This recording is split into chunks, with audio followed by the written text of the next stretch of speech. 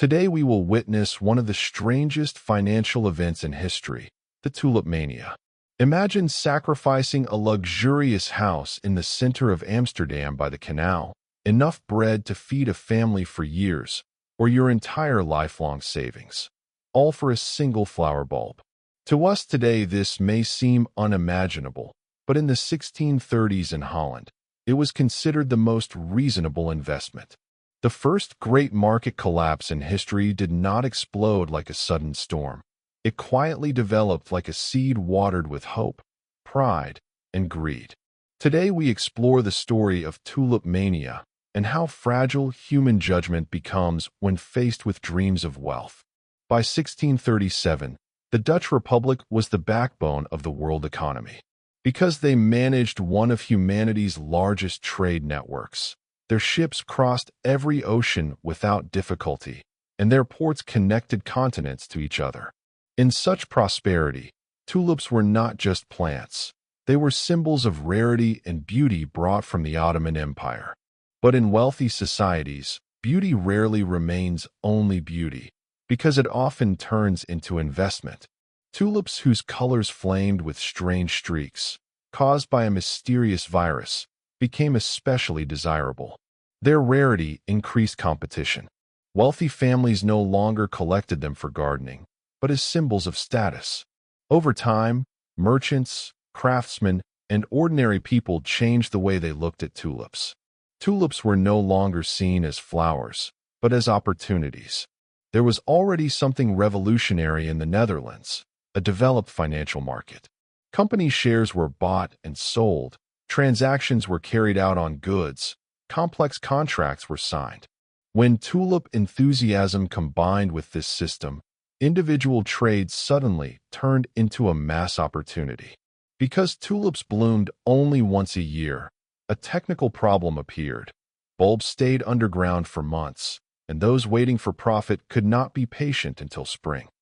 Therefore, traders invented contracts for future delivery and turned tulips into abstract financial assets.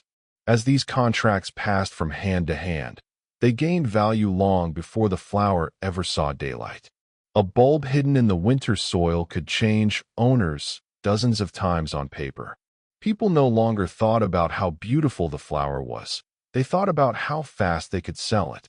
The market was full of stories of instant wealth.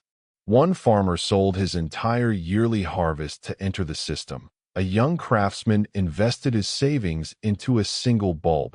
Taverns buzzed with stories of ordinary people becoming rich overnight. Tulip prices were discussed more on the streets than politics. Even those who doubted entered the game out of fear of missing out. This fear of being left behind would repeat in every later bubble. As prices rose, confidence turned into arrogance. Many believed tulips were a new kind of wealth and would almost never fall in price. Since the rarest bulbs were limited, buyers thought scarcity meant endless profit. Those who doubted were seen as narrow-minded. In reality, the numbers had reached absurd levels. The price of a single bulb could equal years' worth of food for a family, even a house in Amsterdam. Payments were not only in money. They were made with cheese, livestock, and silverware. Yet for those inside the madness, it did not seem mad at all. It felt like a logic shared by everyone. History's important lesson is this: bubbles look like bubbles only after they burst. The turning point came quietly. At an ordinary auction in a provincial town, traders waited for buyers as usual, but the hall filled with hesitation. The first contract went on sale, and no one made an offer. Maybe the price suddenly seemed too high. Maybe someone whispered that demand was falling. That brief moment of doubt spread through the market like a cold wind.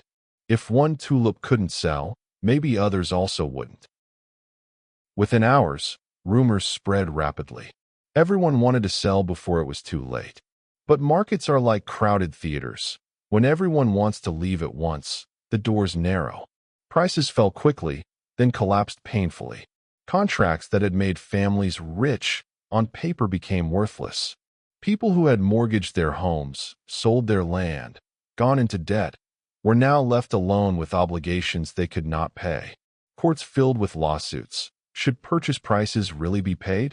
Or should sellers bear the losses?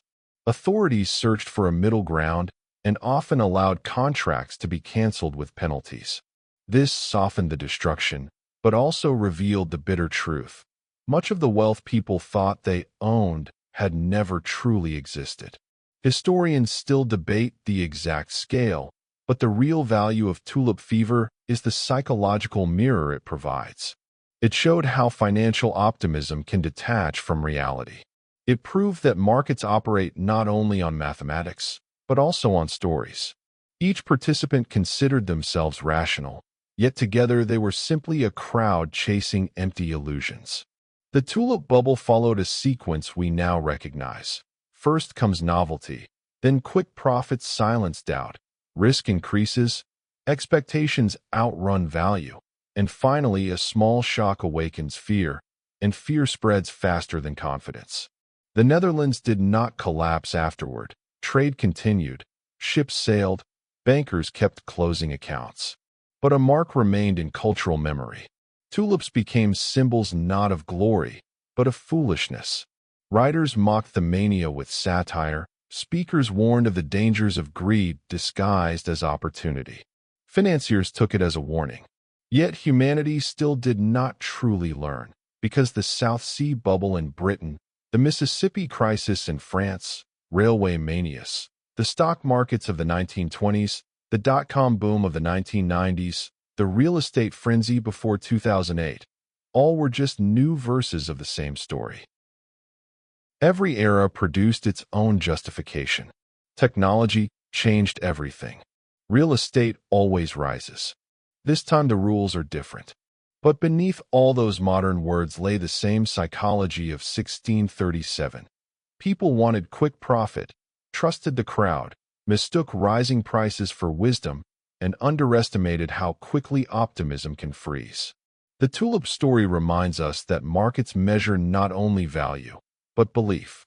As long as enough people believe something is valuable, its price rises. When belief weakens, even the rarest treasure loses its shine. In this story, the tulips themselves were not flawed. The flaw belonged to those who created the promises, contracts, and illusions. The bulbs continued quietly blooming, indifferent to the chaos they had accidentally inspired. Today, investors study charts, analysts write reports, economists build models. Yet behind all these tools stands the same fragile being, the human mind. Tulip mania lives on because it whispers that no society, no matter how advanced, is fully insured against collective imagination. It teaches us not only to ask, how high can this go, but also why do we believe in it? In the end, the first great crisis did not destroy the Netherlands, but it revealed a universal truth. When speculation outruns reality, reality eventually takes control. And at that moment, fortunes fade, friendships fracture, and a dream that once seemed unstoppable sinks into silence, leaving behind a simple flower blooming quietly as before, reminding us that even in the richest markets, humility is the rarest wealth of all. Thank you for watching us. If this topic was interesting to you, don't forget to like the video, subscribe to the channel, and activate notifications. In the upcoming videos on this channel, we will take a deeper look at history, economics, and the major processes shaping the world. Your opinions are important to us as well. Share your thoughts in the comments. Remember, those who understand the past build the future more correctly.